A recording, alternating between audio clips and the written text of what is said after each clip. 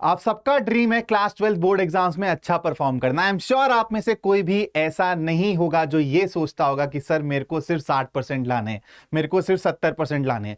हर एक बच्चा यही सोचता होगा कि सर मेरे को 90% प्लस ही स्कोर करना है। तो बेटा फिर ऐसा क्यों होता है कि कुछ बच्चे उतना अच्छा स्कोर नहीं कर पाते और कुछ बच्चे जो एक्सपेक्ट करते हैं उससे भी ज्यादा अच्छा स्कोर कर लेते हैं जब हमारा टारगेट सेम है। हर कोई बच्चा चाह रहा है कि यार अच्छे मार्क्स स्कोर करे और बच्चे मेहनत भी करते हैं, ऐसा नहीं है कि बच्चे मेहनत नहीं करते। फिर कहां कमी रह जाती है, क्यों ऐसा होता है कि कुछ बच्चे 70% की तरफ 60% की तरफ रह जाते हैं? तो बेटा फर्क है टिप्स में।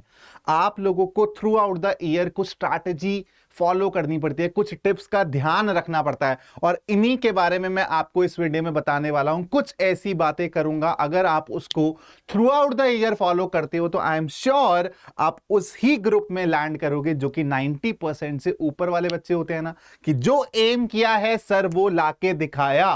तो अगर आप इन टिप्स को थ्रू आउट द ईयर अपने बोर्ड एग्जाम तक फॉलो करते हो तो बेटा बोर्ड एग्जाम फतेह होगा ही होगा। तो चलो सेशन को चालू करते हैं और आता हूं सबसे पहले पॉइंट पे, डिफीट योरसेल्फ। इसका मतलब क्या है बेटा? आपका एक पास्ट होता है, आपका एक प्रेजेंट होता है। अगर मैं बात करूं, मान लो आपका एक हफ्ते पहले बेटा कोई एग्जाम हुआ था, आपने उसमें 50 मार्क्स स्कोर किए आउट ऑफ 80। तो अब आपका नेक्स्ट टारगेट क्या होना चाहिए? यार जो भी सर नेक्स्ट एग्जाम होगा ना उसमें मेरे को 50 से ज्यादा मार्क्स लेकर आने हैं। तो मतलब आपको खुद से ही बेटर करना है। आपके पास्ट वर्जन ने जो स्कोर किया था आपको उससे बेटर करना है नेक्स्ट एग्जाम में। ये आपके दिमाग में हमेशा होना चाहिए। मतलब इसको क्या बोलेंगे? इंप्रूवमेंट माइंडसेट होना चाहिए भाई हमारे पास। हमेशा इंप्रूव करना है। इट डजंट मैटर बेटा कि आप 50 से 70 पे पहुंच जाओ डायरेक्टली मार्क्स में, नहीं, आप 50 से 55 पे पहुंचो, 55 से 60 पे, कोई बात नहीं। स्लो ग्रोथ हो लेकिन ग्रोथ होनी चाहिए, इसका आप सबको ध्यान रखना है। उसके बाद अगर बात करूं सेकंड टिप की, तो stick with your syllabus book. बहुत से बच्चे ये गड़बड़ कर देते हैं कि 10 बुक के पीछे भागने लगेंगे।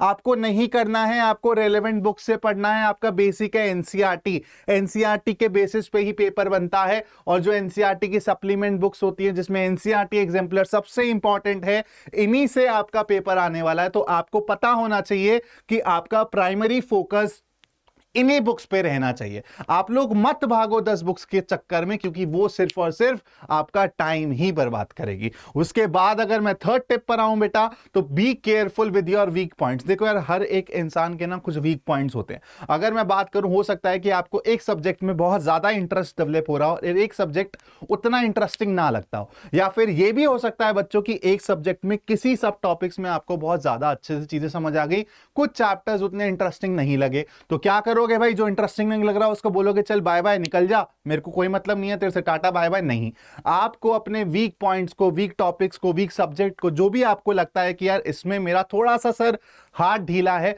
उस पे आपको बहुत ज्यादा फोकस करना है। उसके लिए आपको अपने टाइम टेबल में प्रॉपरली जगह बनानी है। तो अपनी वीकनेस को आप क्या करोगे? बेटर करते चले जाओगे। जो भी वीक है उसको पहले मॉडरेट लेवल पे लेकर आओ कि सर इससे अगर क्वेश्चन आएगा ना तो 70% चांसेस है कि मैं क्वेश्चन बना लूंगा।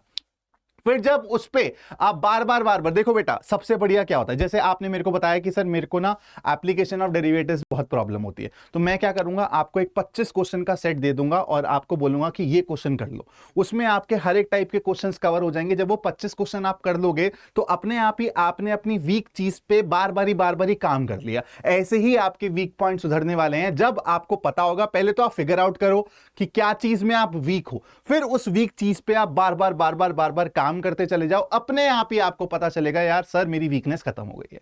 ठीक है। उसके बाद अगर मैं चौथी टिप की बात करता हूं बेटा, time will kill your marks. यहां पे हम लोग बात कर रहे हैं टाइम मैनेजमेंट की, जो ना सिर्फ बोर्ड एग्जाम्स के लिए, आप किसी भी एग्जाम में बैठोगे आगे जाके, आपको टाइम मैनेजमेंट सबसे बड़ा की फैक्टर होता है किसी भी एग्जाम को क्रैक करने का। तो आपको अभी से ही, ऐसे ही रैंडमली नहीं कि भाई साहब हाथ धोआ मुंह धोआ बैठ गए, 2 घंटे बैठे फिर 3 घंटे सो गए आराम कर रहे हैं, नहीं, ऐसे नहीं करना है। आपको प्रॉपरली टाइम अलॉट करना है, हर सब्जेक्ट को बीच में ब्रेक्स डालने हैं ताकि आप लोगों की प्रोडक्टिविटी हाईएस्ट हो सके। तो आपको इस तरीके से काम करना है। अगर उसके बाद बात करूं मैं नेक्स्ट टिप की, तो आती है बेटा practising from the sample and previous year papers is the best way. Again, हम लोग ना 10 बुक्स फॉलो कर लेते हैं, लेकिन हम लोग ये नहीं समझते यार कि जो हमारे पास पुराना खजाना है उसको हम लोगों को यूज करना चाहिए, है ना। जब भी कोई क्रिकेटर जाता है किसी भी ग्राउंड पे खेलने में, मान लो इंग्लैंड में खेलने गया वो, तो इंग्लैंड में उसको पता होता है कि यार ये पिच ऐसे बिहेव करेगी, तो उसके तरीके से वो क्या करता है, प्रैक्टिस करता है। बॉलर को पता है कि यार ये ना शॉर्ट बॉल के खिलाफ बहुत वीक है, तो वो बार बारी बैट्समैन क्या करेगा, शॉर्ट बॉल के लिए प्रैक्टिस करेगा, शॉर्ट बॉल के लिए प्रैक्टिस करेगा। आपने देखा भी होगा नेट्स में प्रैक्टिस करते हुए।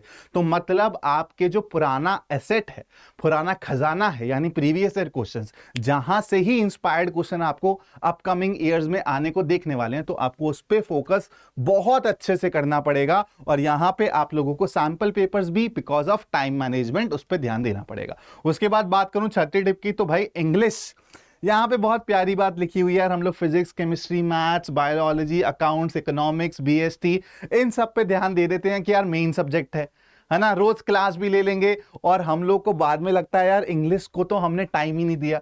भाई इंग्लिश भी एक स्कोरिंग सब्जेक्ट है, वो भी आपकी ओवरऑल परसेंटेज को इंप्रूव करवाएगा। तो प्लीज इंग्लिश के लिए भी आपको रेगुलरली टाइम निकालना पड़ेगा, रेगुलरली स्ट्रैटेजाइज करना पड़ेगा, तब जाके बात बनेगी।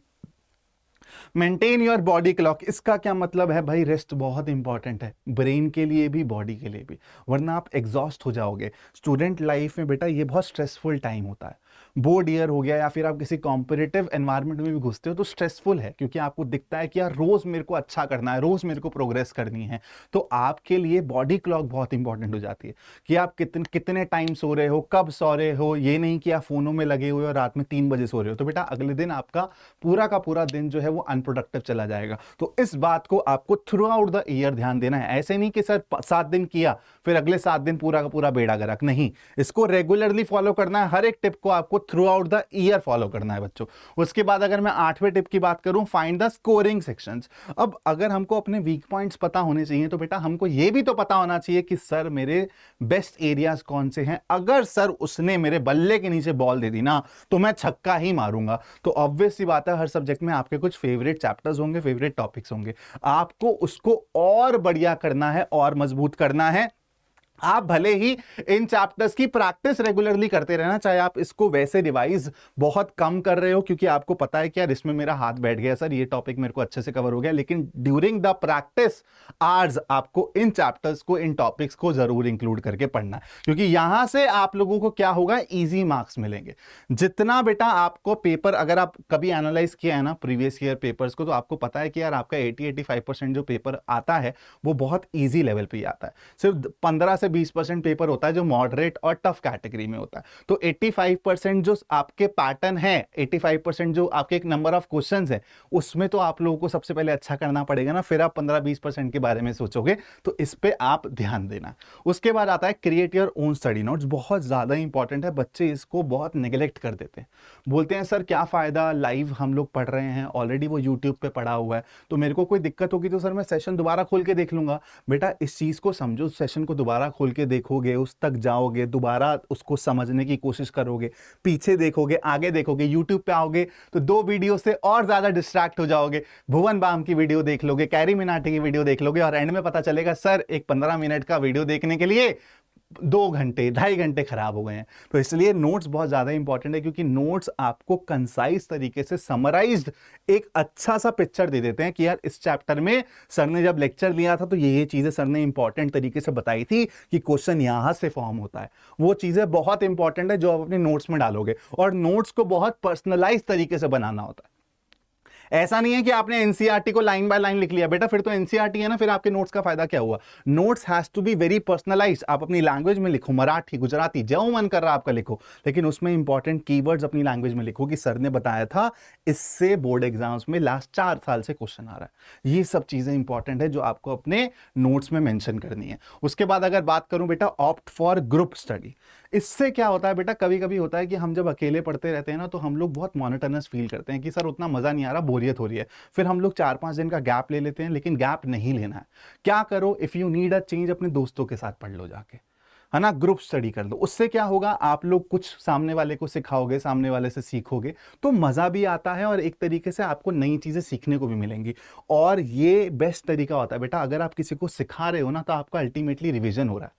यही करते हैं बहुत सारे लोग। तो आप क्या कर सकते हो, ग्रुप स्टडी भी कर सकते हो, या फिर आप अपने दोस्तों को कोई टॉपिक पढ़ा दो, बोल दो कि यार चल ये हफ्ता मेरा है, इस हफ्ते में मैं ये वाला चैप्टर सबको पढ़ाऊंगा। अगला हफ्ता किसी दोस्त को दे दो कि यार अगले हफ्ते में तो ये वाला चैप्टर सबको पढ़ा। तो उससे क्या होगा यार, तुम लोगों को नई चीजें भी सीखने को मिलेंगी, तुम्हारा रिवीजन भी होता रहेगा टाइम टू टाइम।